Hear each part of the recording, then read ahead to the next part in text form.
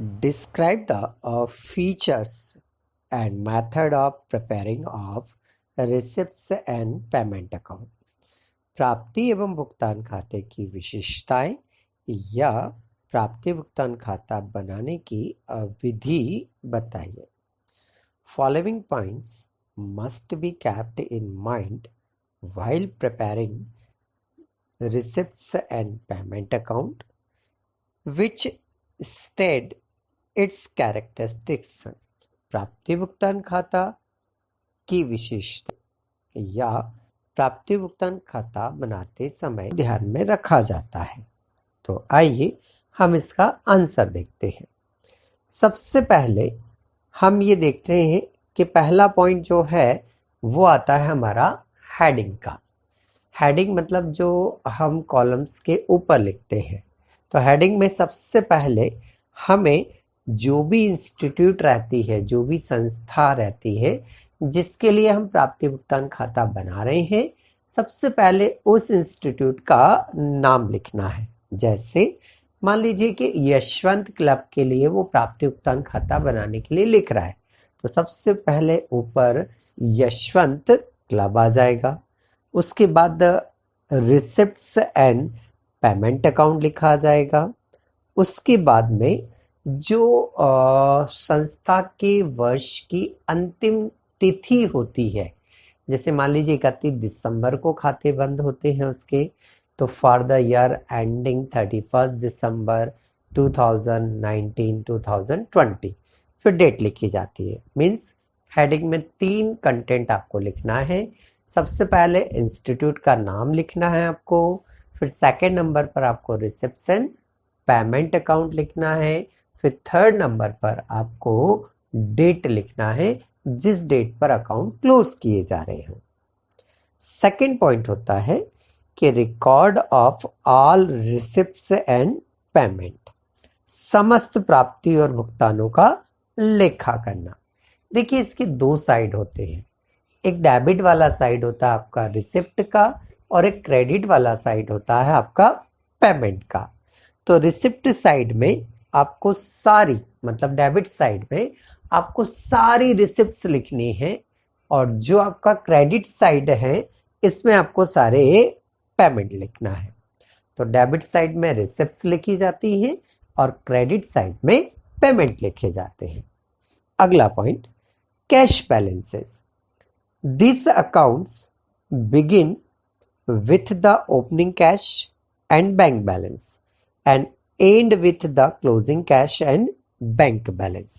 इन खातों का प्रारंभ रोकड़ के प्रारंभिक शेष नाम पक्ष में से यदि होता है तो, और चालू वर्ष का अंतिम शेष जमा पक्ष में समाप्त वर्ष में लिखा जाता है. देखिए सिंपल सा है. जो हमारा कैश या बैंक का ओपनिंग बैलेंस होता है उसे डेबिट साइड में सबसे ऊपर लिखा जाता है, सबसे ऊपर लिखा जाता है, जिसे हम सवालों में देखते हुए आए हैं टू बैलेंस पीडी के नाम से. और जो इस खाते का क्लोजिंग बैलेंस होता है उसे क्रेडिट साइड में सबसे अंत में नीचे लिखा जाता है बैलेंस सीडी के नाम से. तो ओपनिंग बैलेंस बैलेंस बीडी के नाम से डेबिट में, क्लोजिंग बैलेंस क्रेडिट साइड में, बैलेंस सीडी के नाम से सबसे अंत में. तो ये हमारा बैलेंस हो गया. अच्छा, एक बार फिर से दोहरा लें. पहला पॉइंट क्या था हमारा, तो जहां से हमारा सवाल स्टार्ट होता है वही हमारा पहला पॉइंट है. तो पहला पॉइंट क्या होगा हमारा, हेडिंग. दूसरा पॉइंट क्या होगा, record of all receipts and payment. तीसरा पॉइंट क्या होगा हमारा, कैश बैलेंस. ठीक है, आइए नेक्स्ट देखते हैं. Recording of all transaction.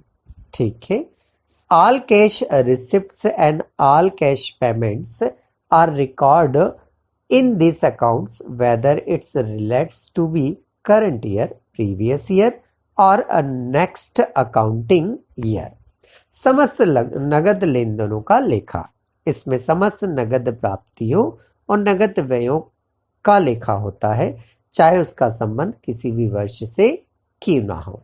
देखिए रिसिप्ट्स एंड पेमेंट अकाउंट एक ऐसा अकाउंट है जिसमें इस बात से हमें मतलब होता है कि रुपया आना चाहिए या रुपया जाना चाहिए. वो किस वर्ष का है इससे मुझे कोई मतलब नहीं है। यदि करंट ईयर में मेरे पास मतलब संस्था के पास रुपया आया है तो वो रिसिप्ट्स में लिखा जाएगा, चाहे वो रुपया प्रीवियस ईयर का रिसीव हुआ हो, चाहे वो रुपया नेक्स्ट ईयर का रिसीव हुआ हो।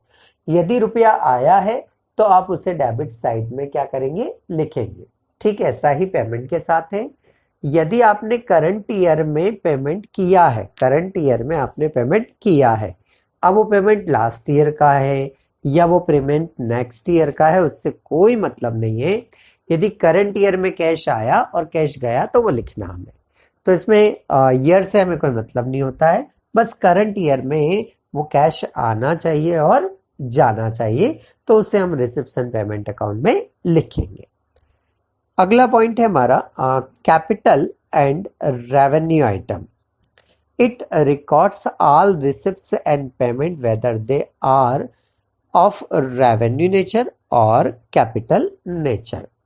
पूंजी और आगम प्राप्ति एवं भुगतानों का लेखा। इन खातों में पूंजी और आगमगत दोनों ही प्रकार की प्राप्ति तथा भुगतानों का लेखा होता है। देखिए, इसका मतलब ये है कि जैसे मान लीजिए कि मुझे किसी से प्रवेश शुल्क मिल रहा है, एंट्री फीस मिल रही है, तो उसको भी लिखेंगे। और हमने फर्नीचर या मशीन को सेल किया है और उससे रुपया मिल रहा है तो वो भी लिखेंगे। मीन्स जो रेवेन्यू नेचर है उससे रुपया आ रहा है वो लिखेंगे, कैपिटल नेचर है और उससे भी रुपया आ रहा है तो उसको भी हम लिखेंगे। रिसिप्ट्स एंड पेमेंट इन दोनों में कोई अंतर नहीं करता है, बस रुपया आना चाहिए तो हमें लिखना है। तो सिंपल सा क्या है कि रिसिप्ट्स एंड पेमेंट में रेवेन्यू आगम प्रकृति हो या पूंजी प्रकृति हो, दोनों ही प्रकृति की प्राप्तियों को लिखा जाता है, चाहे वो प्राप्ति हो और चाहे वो भुगतान हो। यदि करंट ईयर में हमें रिसीव हुआ है लिखना है, चाहे आगम हो या प्राप्ति हो। तो ऐसे करके ये 5 पॉइंट हमारे यहाँ पर कंप्लीट होते हैं। एक बार हम फिर से दोहरा लेते हैं। पहला पॉइंट हमारा क्या था, हेडिंग था। दूसरा पॉइंट क्या था हमारा, record of all receipts and payment. Third point cash balance. Fourth point record of all transactions and fifth point capital and revenue items.